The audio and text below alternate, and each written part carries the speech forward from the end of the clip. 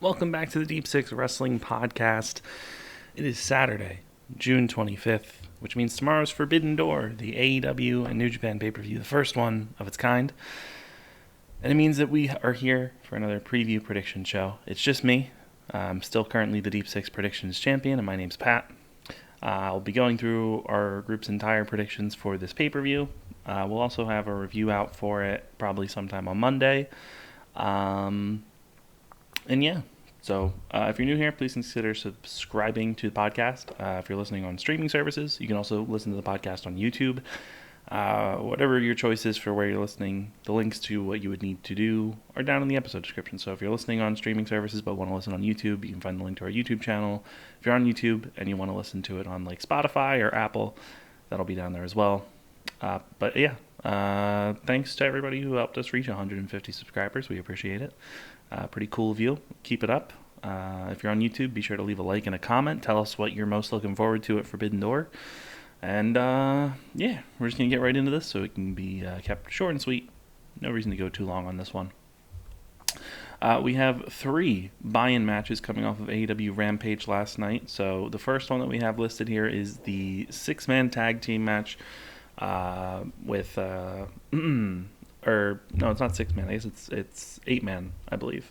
It's the acclaimed, the ass-claimed Max Caster, Billy Gunn, and the Gun Club taking on the LA Dojo. It's the DKC, Kevin Knight, Alex Coughlin, and Yuya Uemura. So 8-man, not 6-man. All of us have chosen the ass-claimed, the self-proclaimed ass-claimed team for our win here. It's a bunch of young lions. They can easily beat them. But, nice little spotlight for those guys. Then we have Swerve in Our Glory versus Suzuki-gun, Yoshinobu Kanemaru, and El Desperado. This was just added during Rampage. So, we do have a split here where we have Rob, Angelo, and Sam going for Yoshinobu Kanemaru and El Desperado. The rest of us have gone for Swerve in Our Glory. I don't have reasons for their picks, but my assumption is with this is that, they've been teasing dissension with Keith and Swerve. So I guess theoretically you could have Kanemaru and Desperado come in and steal the victory here. So I wouldn't say it's out of the realm of possibility. I'm still going to go with Keith and Swerve. But, it would be interesting to see if they gave it to Suzuki-gun. That'd be pretty big for them. And then our last pre-show match, we have a very late edition with The Factory, QT Marshall and Aaron Solo, 2 guys who have actually been appearing quite a bit in New Japan, for New Japan Strong, taking on Bishamon, Yoshihashi, and Hiroki Goto. Shame they're on the pre-show, but at the same time, everybody was kind of upset with how long Double or Nothing was, the actual main pay-per-view card. So them putting some of these matches on the pre-show, I'm not going to hate. They could have done that for Double or Nothing, but they didn't. So it was perfectly fine. They're still there. They get to wrestle in the United Center. So, yeah. I'm going to go with Yoshihashi and Hiroki Goto, as is the majority of the rest of the group going for Bishamon. And only one person has chosen the Factory, and that is Sam. Sam has chosen the Factory to beat Yoshihashi and Hiroki Goto. So good luck to Sam on that pick. I don't think QT Marshall's getting a win on this pay-per-view. Gonna be honest. That takes us to the actual main card here, where we have Zack Saber Jr. versus a mystery opponent. This was supposed to be Bryan Danielson versus Zack Saber Jr., but with it being the summer of injuries, things just couldn't happen. So it is what it is. So we're getting a surprise or a surprise opponent for this, and it's established that whoever it is the new member of the Blackpool Combat Club. And I do have reasons that I'm going to pull up real quick from people that aren't here, obviously, because it's just me. So I was kind of surprised by this, but me and Joey are on an island here of the mystery opponent being our winner. So me and Joey are the only two people who chose the mystery opponent. And I can see where these reasons are coming from. I have reasons from Angelo, Ryan, and Rob, so I will read why they chose Zack Saber Jr. Angelo says, in regards to why he chose him, I don't know, LOL. It's a hedge in my case with the mystery it's a hedge in case my pick for the mystery person is wrong. If it's not a big surprise for the mystery person that's joining the Regal faction, then Zack should win. So he's saying if it's not Cesaro, basically, then Zack should win. Ryan said, I chose him because I think Zack Sabre Jr. needs to win more than some random new person. If Zack loses to someone lower than Bryan, then why should Bryan stoop down to fight Zack? That's my logic. And Rob said, I just feel he should win since Danielson isn't his opponent. Pretty much what Ryan said. My only, thing is, I don't know if it is Cesaro, I don't think you're going to position him as a lesser person than Bryan. I think that, with how the Blackpool Combat is set up, the Blackpool Combat Club, Moxley and Danielson are pretty much presented as equals. Wheeler Yuta is like their protege. If Cesaro comes in, he's not going to be their protege. He's like a peer of theirs who came up with them. So he's going to be presented as their equal. So if it is Claudio, Cesaro, whatever he's going to go as, I think he beats Sabre. But you never know. You could have a major upset here where, everybody who comes in doesn't need like a monster push out of the gate. And if Cesaro shows up and loses, I don't think it really hurts him as long as the match is really good, especially because he's coming back on Wednesday for Blood and Guts, which I would assume Blackpool Combat Club wins. Regardless, I can see why you would say Sabre wins here, so he's protected for his thing with Danielson. But theoretically, I don't necessarily know if that matters. Sabre losing isn't going to make anybody want to see the match with Danielson less. So I'm still fairly confident, but I wrote Cesaro in as the mystery person. I think it will be him. And yeah, so I think it's safe to say that if it's Cesaro, he's winning. So me and Joey are on the same page there. That takes us up to the dream match. Bullet Club, represented by El Phantasmo, Hikuleo, and the Young Bucks for one night only, making a return to the stable, taking on the Dudes with Attitudes. Sting, Darby Allin, Shingo Takagi, and Hiromu Takahashi. I still can't believe that we're in a world where Sting and Shingo Takagi are going to be tag teaming together. Not even... also Sting and Hiromu. Just crazy stuff. With it being, it's about to be G1 season, the juniors aren't going to necessarily be needed. I would very much like to see the likes of Hiromu and Desperado appear on AEW TV during the summer. So hopefully that happens. But we'll see. Jake and Sam have gone for the Bullet Club here. The rest of us have gone for the Dudes with Attitude. The Dudes with Attitudes, not Dudes with Attitude. It's the Dudes with Attitudes. I just feel like, Sting, Darby, Shingo, and Hiromu is too much of a major team compared to the Bucks and El Phantasmo, who just became a heavyweight, and Hikuleo. So... also coming out of this, if the Dudes with Attitudes win, you could have Sting and Darby challenge the Bucks for a tag title match, or you could have Shingo and Hiromu challenge too. So I just feel like that makes more sense. And El Phantasmo can take a pin, and Hikuleo can both take a pin. So those two are definitely there as kind of fall guys. But I'm excited for this one. Hikuleo and Shingo, going to bat here as the two meaty men should be good.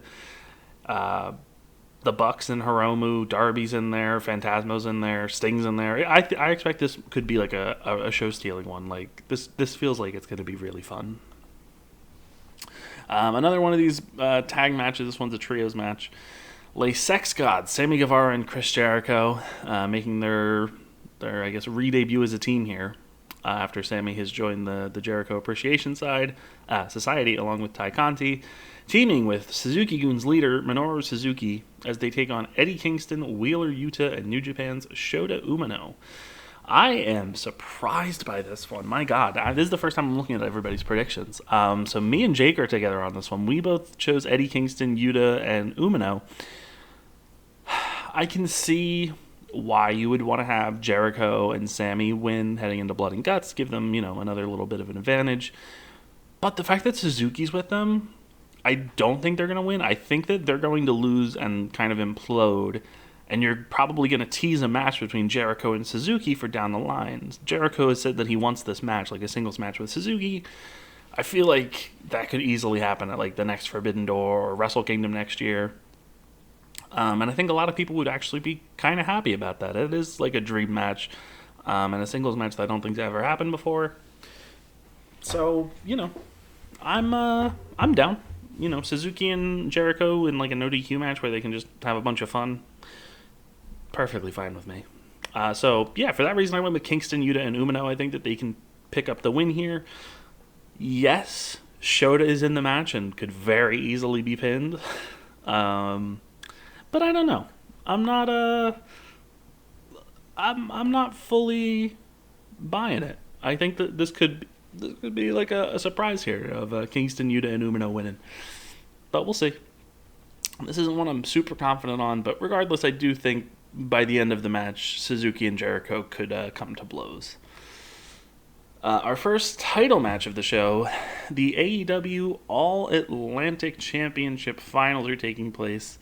It's Miro versus Malakai Black versus Pac, and it was supposed to be Tomohiro Ishii in this spot, but he has been injured and was pulled from the show and was replaced by Clark Connors, who just had an incredible Best of the Super Juniors run.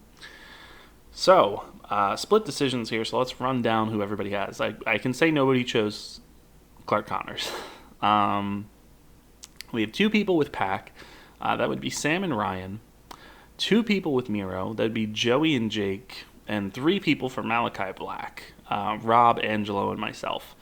I don't have the reasons for why everybody chose who they did on this one. But these are all reasonable picks. Honestly, aside from Clark, any three of these guys could win. Miro is obviously, he just came back at the big LA show that they did a few weeks ago. Malakai Black hasn't really had a big singles win in a while, but he hasn't had a big singles loss either.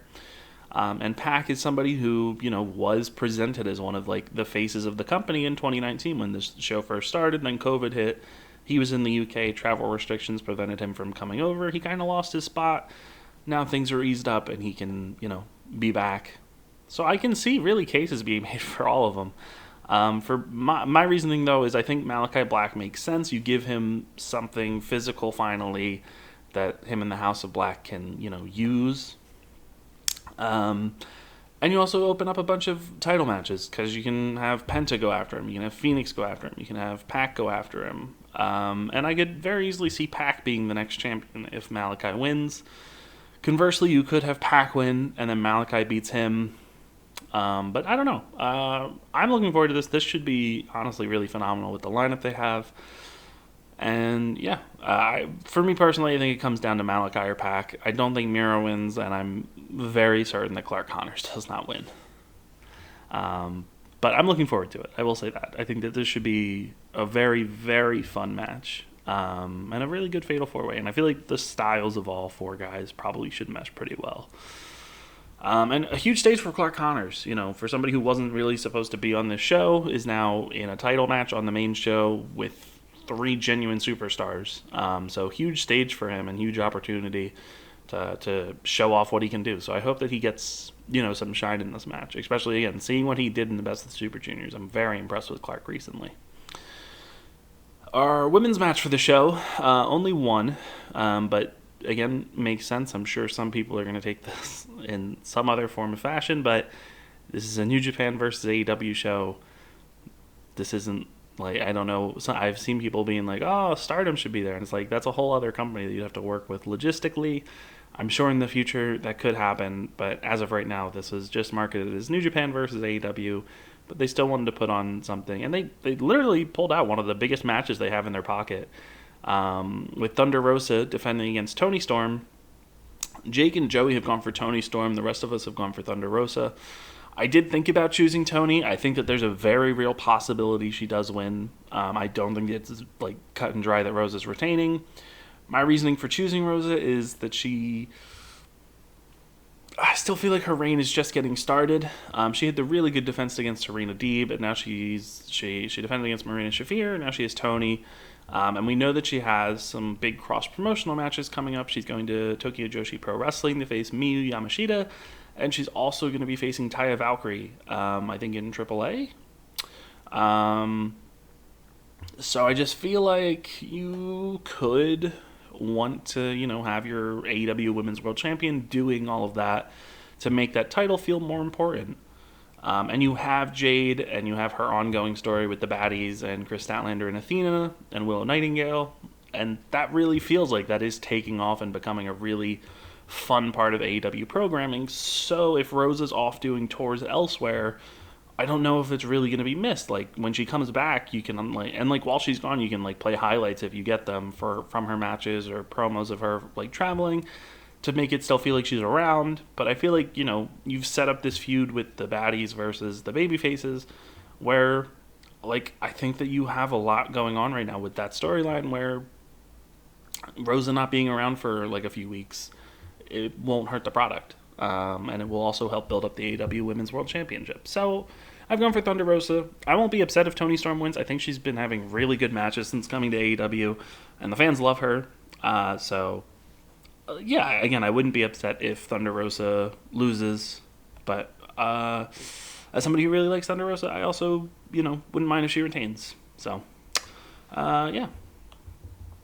Our next title match, we have the winner-take-all triple threat for the ROH and IWGP Heavyweight Tag Team Championships. We have the IWGP Champions, the United Empire, Jeff Cobb and the Great O'Khan, versus the ROH Champions, FTR, versus the team that put nothing on the line, Roppongi Vice. Honestly, I can see any of the three teams winning here. FTR, I think, are the heavy favorites. But I can see O'Khan and Cobb picking up the surprise win.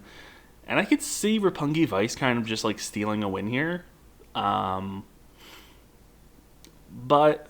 that being said, the majority of us did go for FTR. Jake is on an island once again. And he has the United Empire. Again, I don't think that's a bad pick. Excuse me. I can see them winning. The fact that this is a triple threat. If United Empire wins, they don't have to pin FTR. If FTR wins, they don't have to pin United Empire. So I don't know. I can definitely see any team walking away with this. The fact that you have a Roppongi Vice there with nothing on the line, I feel like it makes sense that they're the fall guys. But everybody loves them, so I don't know. You could easily put them, and they're established in Japan and in America, so you could easily, use them for Ring of Honor and New Japan. But I'm going to go with FTR still. I still feel like FTR makes the most sense. So Jake's the only one who went with the United Empire. Take that as you will. The IWGP United States Championship is on the line as Will Ospreay, who still does not have a physical belt, defends against Orange Cassidy. Sam is on an island for this one, choosing Orange Cassidy over Will Ospreay. The only scenario in which I see Ospreay losing is if Juice shows up and costs him. But I don't know. I don't see them having Cassidy beat Ospreay here. Yeah, this is Cassidy's first singles match since coming back from injury. But at the same time, it's Ospreay, and he just became champion. But at the same time, it's also the U.S. title for New Japan, and this thing is cursed, and it also kind of plays hot potato sometimes. So, you never know. But I think Ospreay wins. I feel like that's a safe bet. And yeah, like I said, Sam's the only one who chose Orange Cassidy, so Island Boy. The interim AEW Championship match, Hiroshi Tanahashi takes on Jon Moxley. Jake is on an island once again. He has chosen Hiroshi Tanahashi. The rest of us have gone for Jon Moxley. I will talk more about this in a second because I'm also just going to go through our picks for the IWGP World Heavyweight Championship Fatal 4-Way. Adam Cole takes on Jay White. I should say Jay Cole, or not Jay Cole. Jay White defends against Adam Cole, Hangman Page, and Kazuchika Okada in a 4-way. Jake has chosen Adam Cole to win the IWGP World Heavyweight Championship. Sam has chosen Okada. Rob, Ryan, Angelo, myself, and Joey have gone for Jay White. So, I think the safe bet is Moxley wins, Jay White wins. Safe bet, makes sense. If you wanted to do the most interesting choice booking-wise, and something that would, I think, benefit both companies, you'd put the title on Tanahashi. It would give him his first North American World Championship, and he'd be able to hang out in AEW for the summer. You could pull him from the G1. Ishii has a chance of getting pulled from the G1. That would give you 2 new spots for the G1 to fill.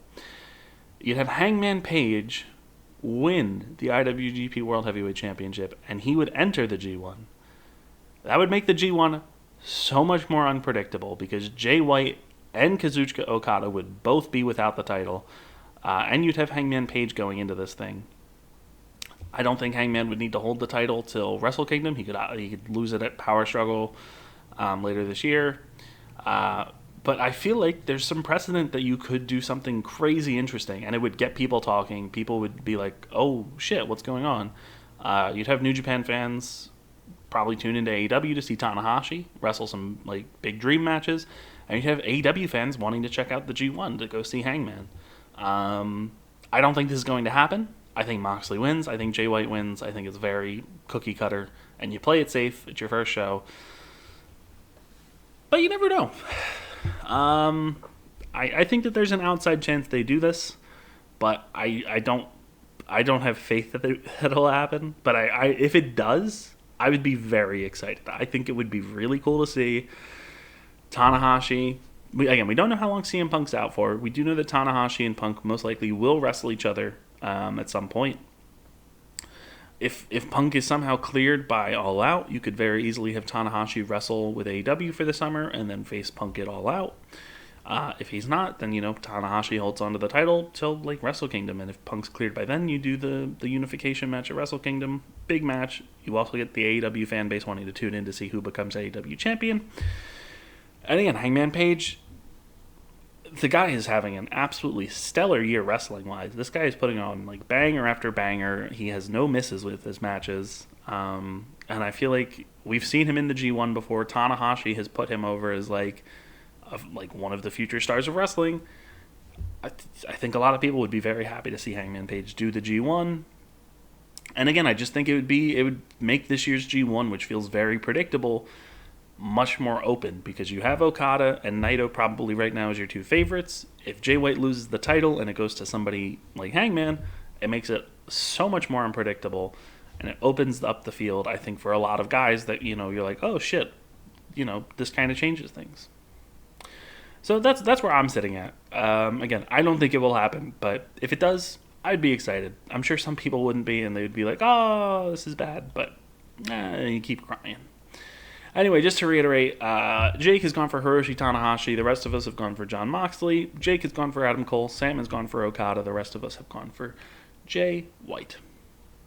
That sends us to our bonus questions and our tiebreaker for the pay-per-view. So our tiebreaker is how long will the Fatal 4-Way last? Jake has gone for 13 minutes and 51 seconds. He's on the shorter side. Oh my god. Rob has gone for 27 minutes and 15 seconds. Ryan, Jesus Christ, has gone for 36 minutes and 36 seconds. Angelo has gone for 23 minutes and 38 seconds. I have gone for 17 minutes and 50 seconds. And in a shocking turn of events, Joey and Sam have both gone for 21 minutes and 1 second. They have both entered the same exact time for their tiebreaker. Okay. Hopefully they don't tie. I don't think they will, just because they don't have the same picks. So, will any? And we get to our bonus questions. There are 5 of them. Will any unannounced New Japan talent appear during the show? So, guys like the rest of Bullet Club who aren't announced, guys like Toru Yano, Naito. There's plenty of people that could show up. The Guerrillas of Destiny. Jake has gone for yes. Rob has gone for no. Ryan, yes. Angelo, yes. Me, yes. Joey, yes. Sam, yes. So Rob's the only person who went with no. Will any announced AEW talent appear on the show? So this would be like your Danhausens, Kenny Omega. If he were to, even if he just appears like in a video package, or I don't want to say video package. If he does like a pre-taped video to say, hey, like Forbidden Door, Punk. Danielson, if Danielson shows up, technically that would count. He's not advertised for the show. Yeah, feel pretty self-explanatory. Jake has gone for yes. Rob has gone for yes. Ryan has gone for yes. Angelo's gone for no. And Joey, myself, and Sam have gone for yes. So Angelo is on an island for this one. Who will be Zack Saber Jr.'s mystery replacement? Jake is on an island here, as he is written in Kota Ibushi. The rest of us have gone for different variations on Cesaro. Rob put Antonio Tony Cesaro.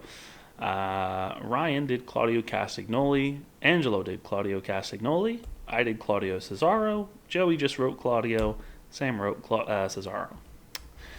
Number 4. Will any New Japan talent be announced for appearing on the Forbidden Door Fallout episode of AEW Dynamite during the pay-per-view?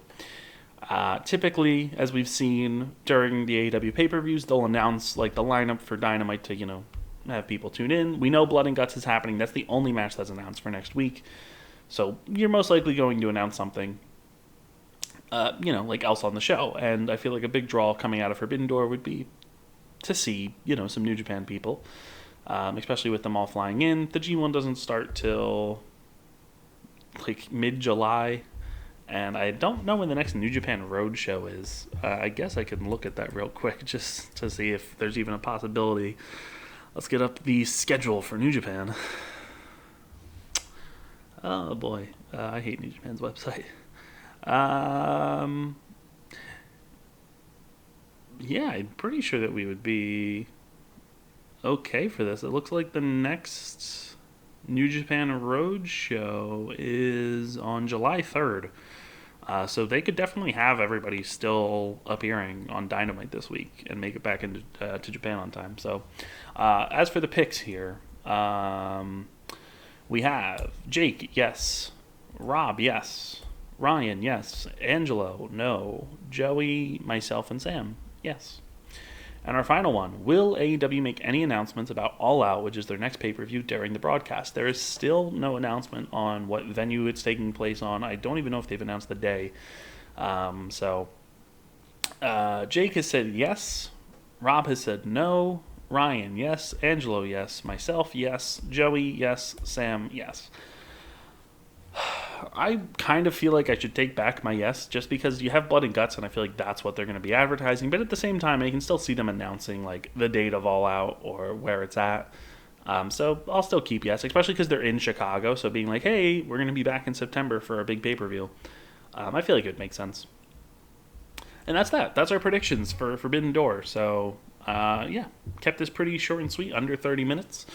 Thank you for joining me. If you listened to the whole show, I appreciate it. Remember, if you're listening on YouTube, to subscribe, leave a like on the video, comment down below what match you're most excited for Forbidden Door. Who do you think's walking out with the titles? If you're listening on streaming services, if you're on Apple or Spotify, please consider leaving a rating. You help us with the algorithm and get our podcast more views. And you can follow us over on Twitter at Deep6Wrestling without the G. All of the links that you need for our stuff, our channels, our social media are in the episode description, so just go look at that. We appreciate all of the views, all of the listeners, and once again, thank you for helping us reach 150 subscribers. We appreciate it. We will be back with a review for Forbidden Door So keep your eyes peeled to our feeds, and we'll talk to you guys next time. Enjoy your weekend, and if you're watching Forbidden Door, I hope you enjoy the show.